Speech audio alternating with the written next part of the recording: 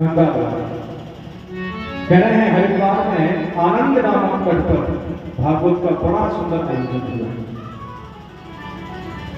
सुंदर आयोजन किया गया,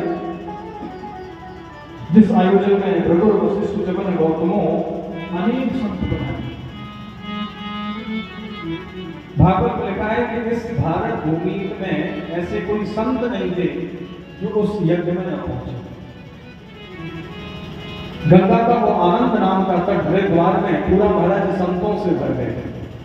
जो संत ग्रस्त थे वो अपनी गृहिणियों को साथ में लेकर पहुंचे, बाल बच्चों को साथ लेकर पहुंचे और महाराज बड़ा सुंदर भागवत का आयोजन हुआ है। नव कोमल बालुकम, गंगा जी की बालू से सुंदर व्यासपीठ बनाई गई, केले के पत्तों से व्यासपीठ को सजाया गया।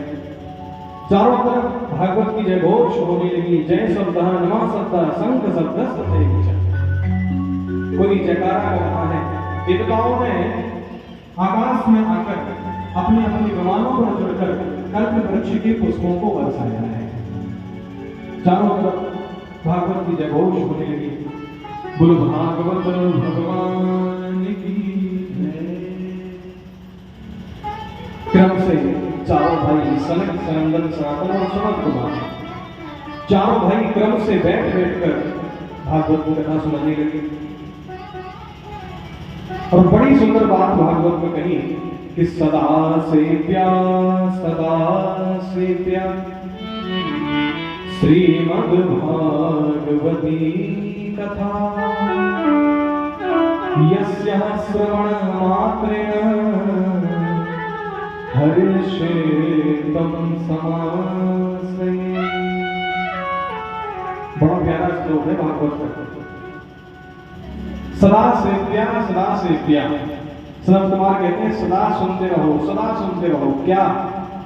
श्रीमद् भागवती कथा, भागवत की कथा को सदैव सुनते रहो। बोले महाराज सुनते तो रहेंगे परंतु इससे लाभ क्या होगा? यस्याः श्रवण मात्रेण, भागवत सुनने के बाद बोले हरिश चित्तम शमस्मये, भगवान जो है बाकी बिहारी वो चित्त में आकर विराजमान हो जाते हैं, हृदय में आकर विराजमान हो जाते हैं जो भागवत की कथा सुनता है। भगवान बड़ा सुंदर भागवत का ऐसा वर्णन कर ही रहे थे और कह रहे हैं कि नारद जी ये जो भागवत की कथा है ना ये इस मृत्यु लोक पर ही है, देवताओं के लोक में संभव नहीं है। हम लोग अभी कथा के प्रारंभ में ही सुन रहे थे कि सुखदेव जी महाराज ने डांट कर भगा दिया था परंतु भागवत नहीं सुनाई, तो कहा कि इसी मृत्यु लोक में है। और जब इस महिमा का गान ही कर रहे थे तो क्या देखते हैं कि सबके सामने साक्षात भक्ति महारानी प्रकट हो गई है। बोलो भक्ति महारानी की जय। भक्ति सुतौ तौ तरुणौ गृहीत्वा प्रेमैक रूपा सहसा विरासी श्री कृष्ण गोविंद हरे मुरारे नाथेति नामानि मुहुर्वदन्। भक्ति अपने दोनों पुत्र ज्ञान और वैराग्य को साथ लेकर प्रकट हुई है। श्री कृष्ण गोविंद हरे मुरारी हे नाथ नारायण वासुदेवा, ऐसा कहकर भागवत में भगवान को प्रणाम किया है। भक्ति आई है तो आनंद नाम का तट पूरा भरा पड़ा है। कहां पर बैठे तो आज्ञा दी है कि भक्ति जाओ और यहाँ पर जितने भी श्रोता हैं जो सुनने वाले हैं उन सभी के हृदय में जाकर ज्ञान और वैराग्य सहित विराजमान हो। यानी जो भागवत की कथा सुनता है उसको भक्ति भी मिलती है, ज्ञान भी मिलता है और वैराग्य भी मिलता है। कल हम सुन रहे थे ना भागवत का अर्थ भक्ति, ज्ञान, वैराग्य और त्याग, इन चारों को मिलाकर भागवत बना है। प्रकट हो गई भक्ति महारानी। जब ज्ञान और वैराग्य का इस प्रकार से स्वस्थ होना देखा तो अब नारद जी महाराज से रहा नहीं गया। नारद जी महाराज भागवत में बड़ा सुंदर प्रश्न करते हैं के विशुद्धंती वरंतु मह्यम सप्ताह यज्ञेन कलौ पुनंति। हे संत कुमारों, अब तो कृपा करके बताओ कि इस ज्ञान यज्ञ से कौन कौन पवित्र हुए हैं या कैसे कैसे पापी कर सकते हैं।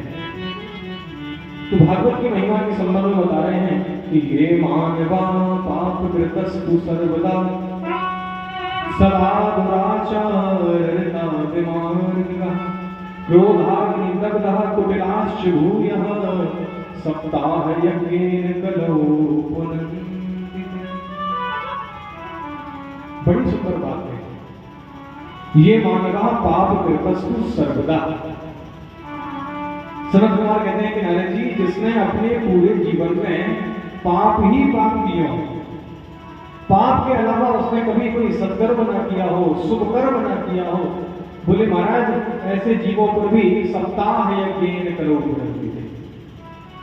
महाराज ऐसा जीव भी अगर भागवत की कथा सुन लेता है तो वो तर जाता है, पवित्र हो जाता है।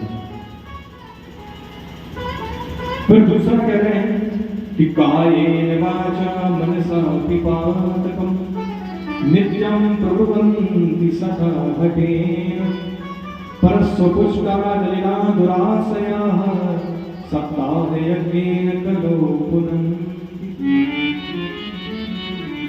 कह रहे नारद जी, जीते जी तो छोड़ो, अगर मरने के बाद भी कोई जीव भागवत की कथा सुन लेता है तो उसका कर्म काटना हो जाता है, मुक्ति हो जाती है। अब यहाँ पर नारद जी महाराज के मन में थोड़ा सा संशय हो गया। नारद जी बोले कि अरे सनत कुमारों, जीते जी तो ठीक है, मरने के बाद मुक्ति, ये बात थोड़ी सी समझ में नहीं है। मरने के बाद अगर भागवत की कथा सुन ले तो कैसे मुक्त हो सकता है। आप लोग देखते होंगे अभी पितृपक्ष आने वाला है। पितृपक्ष में न जाने कितने भक्त गया धाम जाएंगे और गया धाम से लौटने के बाद पितरी शांति के लिए, पुरखों की शांति के लिए भागवत की कथा कराते हैं कि भाई अगर हमारे कोई पितृ जो छूट गए हो या अशांत हो, उनको भागवत कथा श्रवण कराकर मुक्ति प्रदान हो। तो कहा कि महाराज ऐसा कोई प्रसंग, ऐसी कोई कथा है तो कृपा करके सुनाओ कि भैया मरने के बाद मोक्ष पर भागवत सुनकर। बड़ा सुंदर यहाँ से प्रसंग प्रारंभ कर रहे हैं कि तुंगभद्रा तटे पूर्व भूतपद्मानुमुत्तमं यज्ञवर्णा स्वधर्मेण सत्य सत्कर्म तत्परा। कह रहे हैं तुंगभद्रा नदी के तट पर एक ब्राह्मण रहा करते थे जिनका नाम था आत्मदेव। आत्मदेव नाम के ब्राह्मण तुंगभद्रा नदी के तट पर रहते थे। महाराज बहुत विद्वान थे, परंतु इनकी जो पत्नी थी वो महाराज बड़ी झगड़ालू, सुबह से शाम तक किसी से झगड़ा न कर लेती या किसी का झगड़ा ना करवा देती, तब तक शांत नहीं रहती। किसी का स्वभाव होता है कि भैया या तो हम स्वयं झगड़ा करें या किसी का करवा दें। बहुत सी माताओं बहनों का, भाई बहनों का ऐसा स्वभाव होता है। नाम था धुंधली, यथा नाम तथा गुणा।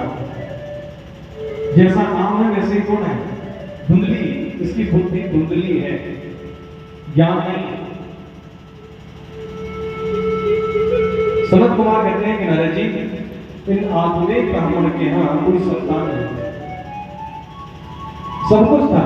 भगवान की कृपा से किसी भी वस्तु की कोई कमी नहीं थी। कमी थी तो केवल संतान की थी। बंधुओं के संसार का ये नियम है, सब कुछ मिल जाए तो फिर भी कुछ ना कुछ पाने की इच्छा बनी रहती। 10 लाख मिल जाए तो कल लगेगा कि भैया 20 लाख मिल जाए, 20 मिले तो 30 मिल जाए।